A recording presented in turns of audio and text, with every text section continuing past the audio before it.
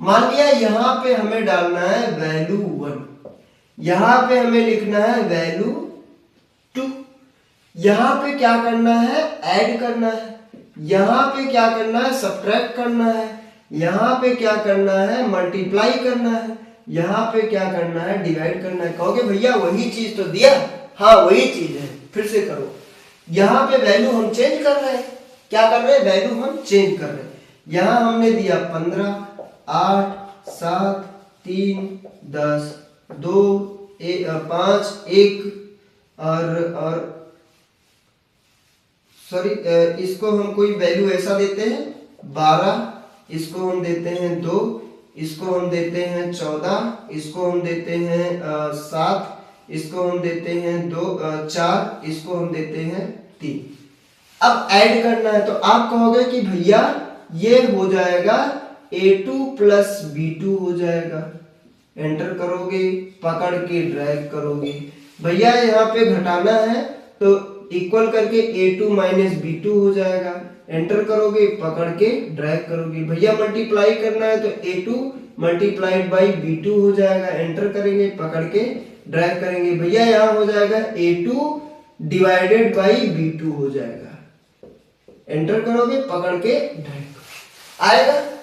आएगा तो आप बताओगे कि भैया आएगा। ठीक है। अब इसका सेल का एड्रेस लिखने का एक फायदा अपना होता है। क्या फायदा होगा?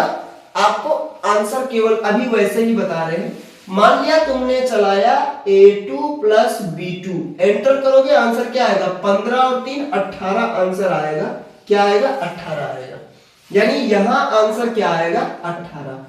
आपको पता है कि आपने सेल का नाम चलाया है, सेल का नाम दिया है।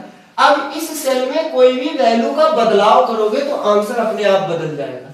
यानी अगर तुमने सेल का एड्रेस डाल के कैलकुलेशन किया है और उस सेल पे जाके कोई भी बदलाव करोगे तो फॉर्मूला में अपने आप बदलाव होगा, यानी रिजल्ट अपने आप बदल जाएगा। जैसे इस 3 को हम 5 बना के एंटर करेंगे तो ये अपने आप क्या हो जाएगा? 20 हो जाएगा। कैसे? पहले हमने 3 लिखा था तो इसको लिखा था A2 प्लस B2 लिखा था। तो A2 प्लस B2 यानी A2 में 15 है, B2 में 3 है, तो A2 और B2 यानी 15 और 3 18 आंसर आ जाएगा। जब इसको हम 5 कर देंगे तो ये सेल का एड्रेस जो है B2 यहाँ पे लिखा हुआ है, यानी अब B2 के जगह पे 5 जोड़ के देगा, यानी 15 और 5 20। आंसर कितना आएगा? तो आप बताएंगे कि भैया ये 20 आ जाएगा। क्या आएगा? 20 आएगा। एक जगह आप वैल्यू में बदलाव करोगे, हर जगह अपने आप क्या हो जाएगा? आंसर में बदलाव आ जाएगा। तो ये होता है आपके सेल का एड्रेस लिखने का फायदा। अगर आप वैल्यू लिख रहे हैं तो वैल्यू लिखेंगे तो आपके सेल का बदलाव यानी रिजल्ट पे कोई इफेक्ट नहीं पड़ेगा, लेकिन सेल का एड्रेस अगर आप लिखते हैं तो आपके रिजल्ट में वैल्यू का एड्रेस यानी सॉरी आपके रिजल्ट में बदलाव जरूर आएगा। तो आप इसे करेंगे एक बार, और बहुत ही बेहतरीन तरीके से हम लोग कैल्क को आगे बढ़ा रहे हैं।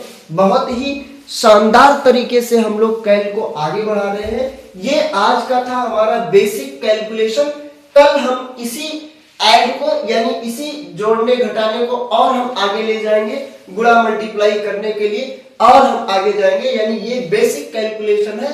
कल हम और आगे कैलकुलेशन करेंगे, यानी कल हम प्रोडक्ट का नाम देखेंगे, उसको क्वांटिटी डालेंगे, उसका रेट डालेंगे, डिस्काउंट निकालेंगे, हर वो चीज कल हम कैलकुलेशन यानी धीरे धीरे जैसे हम आगे बढ़ रहे होंगे, हमारा ये जो कैल्क का लेवल है वो धीरे धीरे आगे बढ़ रहा होगा।